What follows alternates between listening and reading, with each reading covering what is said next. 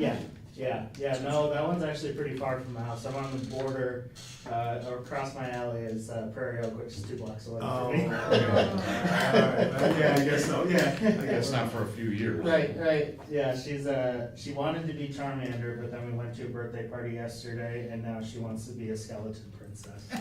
I love it. One of those two. Okay. We'll get that figured out. This is fun. We are going to, Yeah.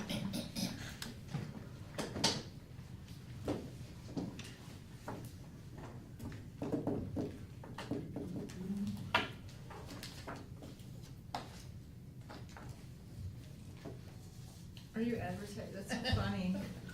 Well, I just 6 o'clock, it says it's 6 o'clock.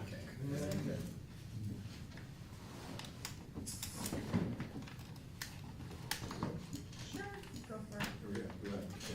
All right, let's call this meeting to order.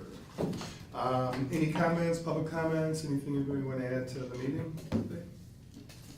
Here we go. All right, let's go right into, I'd like to call this meeting to order, sorry about that. Let's go around the room and introduce each other. Finance Director Ben Daish. Neighborhood Alderman Joe Carmichael. Project Manager Joe Fitzgerald. Third Ward Alderman Richard Leach. City Administrator Ruth Seattle Green. Fire Chief Tom Hayes. And First Ward Alderman Scott Lennon. And? 6th Ward Alderman Mauricio Berwyn. Welcome. All right, we'll just get right into the, budget. Yeah. No, she got it. Let's get right into the budget, and we'll go from there. Thank you, Chairman Lennon. We are the fire department budget. Chief Thomas Hayes will go over the revenue and expenditures. First with our revenues that we're projecting to be $3.5 million for 2024. Some further commentary on the composition of the revenues. Sure. Historically, if you recall, 2018 was the first year I was chief, and we were about 800,000. So since then, it's grown by a significant amount. So we're projecting 3.5 million this year. Now, if we, are we in line with what other communities are charging? Yes. I know we upped it several years ago. Yes, and what that is based on, we get that number from what we do, cost report every year, according to the Health and Family Services guidelines, and they give us that number. Okay. And what we try to do is adjust accordingly. So we don't see an increase coming this year, but we won't know until probably March. And Okay. at that time, if needed be, I would come to council and present that. Okay, great. What accounts for that 2022 surge? That's a good question. So we outperformed based on our GEMT, which is our reimbursements we get from Medicaid. So we can't count on that, but it is possible we see that again. So we conservatively come up with the 3.5 because that's based on what we've seen on an average. Now, if you look at the second page, the very top line, the top 2 lines, you'll see the professional service fees. You'll also know that you'll see that that has increased too. Now, what I want to say about that is that when that does increase, that's a good thing because that means our revenues have increased considerably. So if you see the second line, the HFS GEMT, the state of Illinois, in cooperation with the fire departments, manages the GEMT money. In turn, they receive 50% of the reimbursement. So that's why that number didn't exist in 2020 because 2020 is the first year that it became available, and we got on board right away. With the finance department's help, we file every year for that. So it's quite possible we could see 5.6, but we can't project that. Right. So the state's getting a cut, basically. Oh, yeah. Correct. Yes. Yeah, and that's why It's not as much as gaming, as much as Yeah. red lights, but yeah. Yeah, That's why we had to establish a separate GL for that specific purpose. Okay. But I will say that earlier number that I mentioned is a net, the 3.5 over the 800,000 that we had years ago. Yeah. Now it grows, so Significant. it's significant. Great. After the revenues, we get into the expenditures, salary and related benefits that we're projecting to be a little under 14 million, and of course, that's in accordance with our union agreements. That number in itself, staffing wise, Chief Hayes, anything further to add? on that?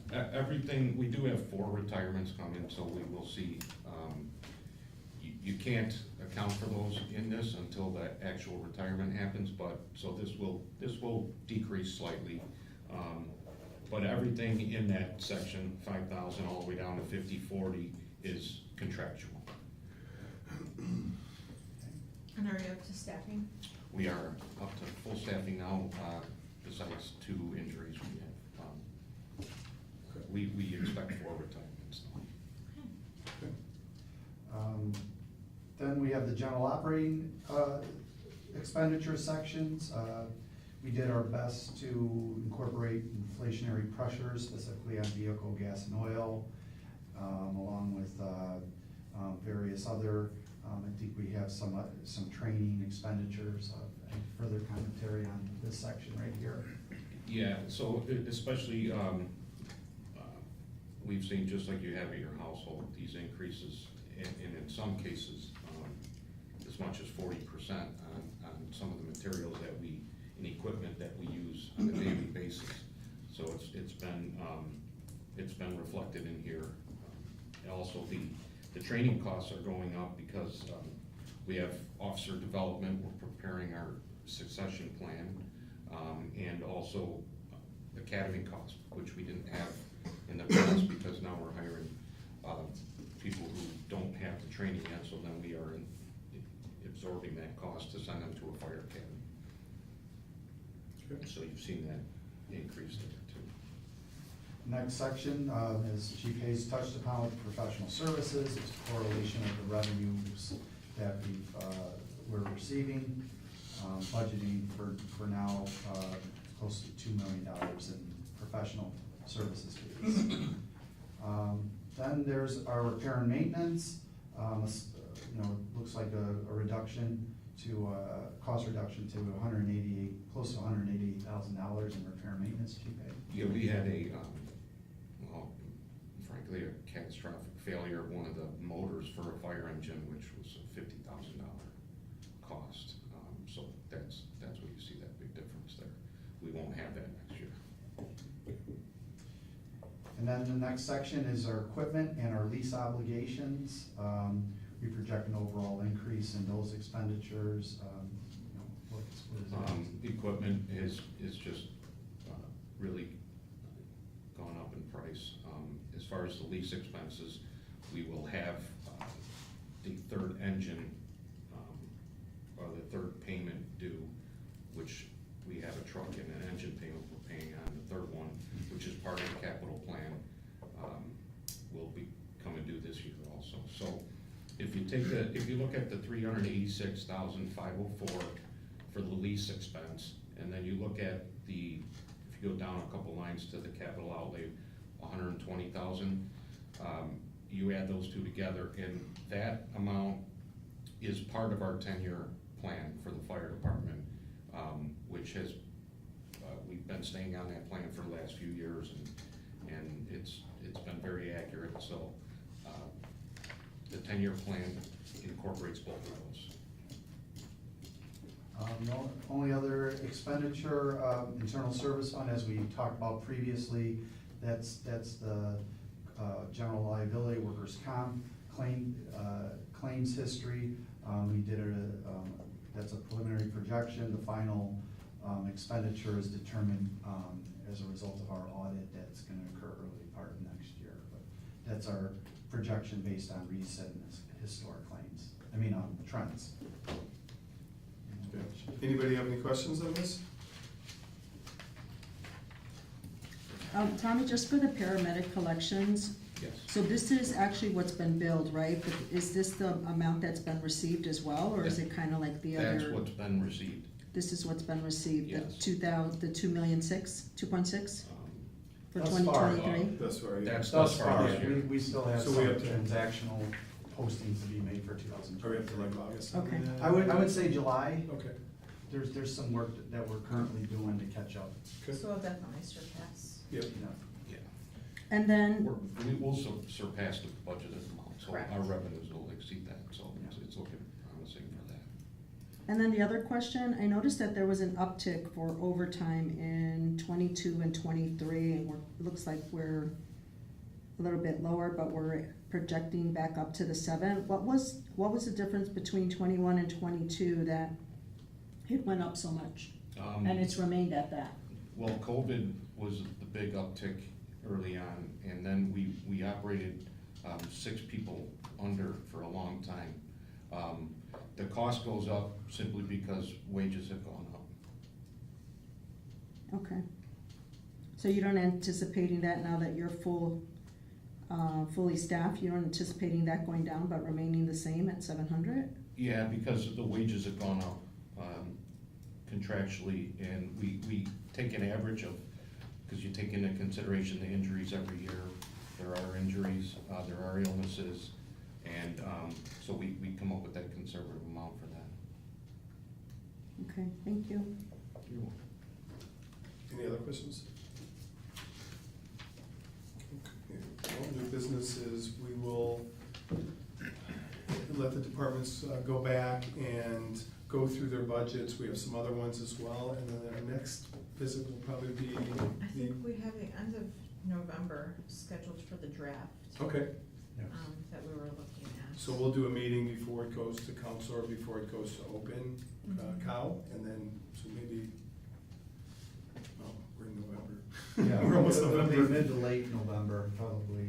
Yeah, well, I think we had We have to take a look. we'll schedule that. We have the 30th, November 30th, I believe. Okay. So if everyone wants to put that down, November 30th, we should have our review of the draft budget for that date. Is that a cow? No, that's just. That's here? This And is then for we'll do- us. Okay, all right. Yes, it'll come here first, and then after we review it and make any, we can, any edits that need to be made, we can Yeah. send to our finance director here, make those, and then it'll go to Cal for a presentation there to make sure everyone reviews it Okay, before the vote, which will be, I think, December 26th, so that way we have, no one's rushed for the end of when the it year. comes to the vote. Okay, good. All right, we just need a motion to adjourn. I make a motion. Second. All right. All in favor? Aye. Good to go, thank you all. Cheers. Thank you, everybody.